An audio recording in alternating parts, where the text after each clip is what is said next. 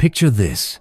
A small-town grocery store, the kind with flickering fluorescent lights and shelves stacked high with canned goods. It's a chilly autumn evening, and the parking lot is buzzing with folks hurrying to grab dinner supplies. In the middle of it all stands Clara, a woman in her late 40s, clutching a tattered, reusable bag. Her dress once a proud, bright blue number she'd sewn herself is torn at the hem, flapping in the breeze. She's trying to keep her head down, but the whispers are growing louder. "Look at her," someone mutters. "What a mess." A group of teenagers nearby snicker, pointing at the rip in her dress. Clara's cheeks burn, but she keeps moving toward the store entrance, her hands trembling. She's not here to cause a scene. She just needs a few things to feed her kids tonight. But here's the thing. Clara wasn't always like this. She used to walk into that store with confidence, her homemade dresses turning heads for all the right reasons. Life, though, has a way of unraveling even the strongest threads. And tonight, as she steps through those sliding doors, something happens that makes the whispers stop, and the real shock is still to come. Clara's heart races as she grips her bag tighter. She's been through tough times before, but this moment feels different. The stares feel heavier, the laughter sharper. She can feel every eye in the store on her, judging her torn dress, her worn-out shoes, her tired eyes. She wants to disappear, but she can't. Her kids are waiting at home, and the fridge is empty. So, she takes a deep breath and steps forward, unaware that someone is watching her, someone who sees more than just a torn dress. Clara's life hadn't always been this way. Once, she was the woman everyone admired in this small town. She'd been a seamstress, her fingers nimble with a needle and thread, crafting dresses that made brides glow and prom girls feel like queens. But 2 years ago, everything changed. A factory closed, her husband left, and the bills piled up faster than she could stitch. Now, she's scraping by, taking odd jobs to keep her 2 kids fed. Tonight, she's in this store with a crumpled $10 bill, hoping to stretch it for a week's worth of groceries. As she moves down the aisle, the fluorescent lights seem to spotlight her every flaw. The tear in her dress happened that morning when she caught it on a fence while rushing to a cleaning job.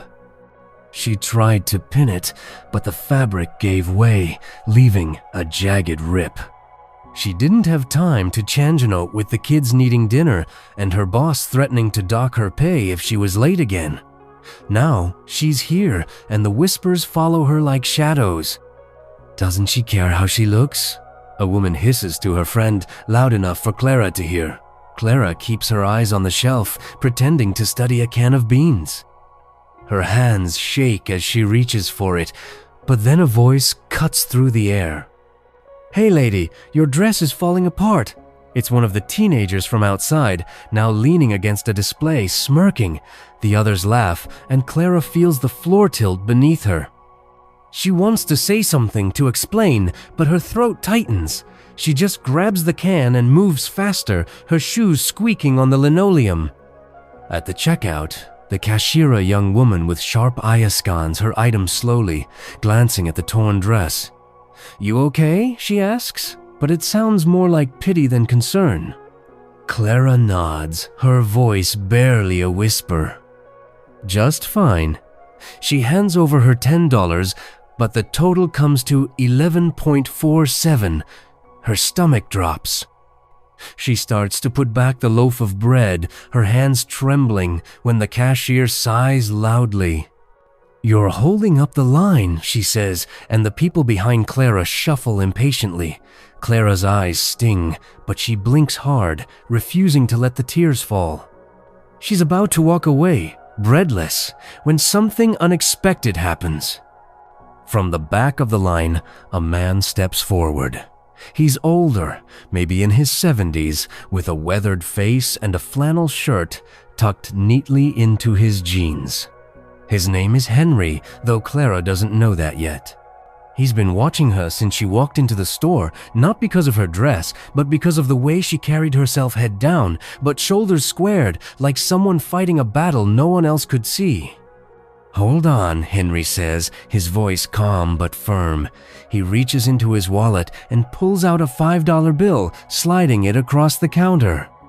"This'll cover the bread, and maybe a little extra for something else she needs." The cashier blinks, surprised, and Clara freezes. She turns to look at Henry, her eyes wide. "Sir, I can't," she starts, but he waves her off gently. "You can and you will," he says with a small smile. "I've been where you are. Let me help." The cashier scans the bread again and the line moves on, but Clara's still standing there clutching her bag. The teenagers are gone now, their laughter replaced by the soft hum of the store. Henry doesn't leave though. He picks up his own small bag of groceries and nods toward the exit. "Mind if I walk with you a minute?" he asks. Clara hesitates, then nods, still stunned by his kindness. But there's something about Henry's eyes, a quiet understanding that makes her trust him.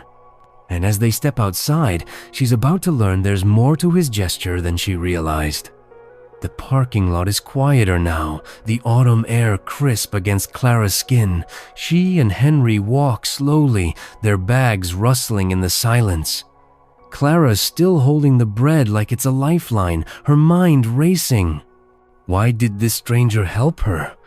What does he want?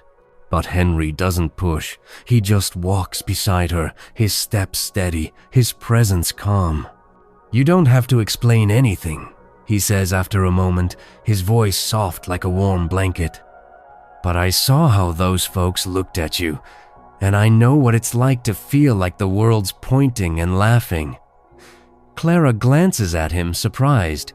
"You?" she asks. Henry chuckles, a low, gentle sound. "Oh yeah. Years ago, I was down on my luck, lost my job, my home. Folks judged me too, thought I was nothing. But one persona grocer, believe it or not, gave me a chance. That's all it takes sometimes. One person." Clara's throat tightens again, but this time it's not shame. It's something else, something warm and unfamiliar. "I used to make dresses," she blurts out, surprising herself. "Beautiful ones. Now I can't even keep this one from falling apart." She gestures to the torn hem, her voice breaking. Henry stops walking and looks at her, his eyes kind but piercing. "A torn dress doesn't tell your story, Clara. It's just a moment. You're still the woman who made those dresses." She stares at him, stunned that he knows her name. He smiles again, nodding toward her bag, where a small tag with her initials is stitched. "Saw it when you were at the checkout," he explains. "I'm Henry, by the way." They stand there, the world slowing down around them, and for the first time in months, Clara feels seen not as a failure, but as a person. Have you ever felt forgotten by everyone until one person looked at you with kindness? Then, something unexpected happens. Henry reaches into his bag and pulls out a small business card. "I own a little shop downtown," he says. "Fixing things mostly, but we could use someone with your skills, if you're interested." Clara's breath catches. A job? A chance? She doesn't know what to say, but Henry just nods, like he already knows her answer. Clara takes the card, her fingers brushing against the worn edges. It's simple, with Henry's Repairs printed in bold letters and an address downtown. She looks up at him, her eyes searching his face for a catch, but there's none. Just that same quiet kindness. "Why are you doing this?" she whispers. Henry shrugs, his smile soft. "Because someone did it for me once, and because I believe you've got more to give than this world's let you show lately." The next morning, Clara walks into Henry's shop, her torn dress patched as best she could manage. The place is small but warm, filled with the hum of sewing machines and the smell of wood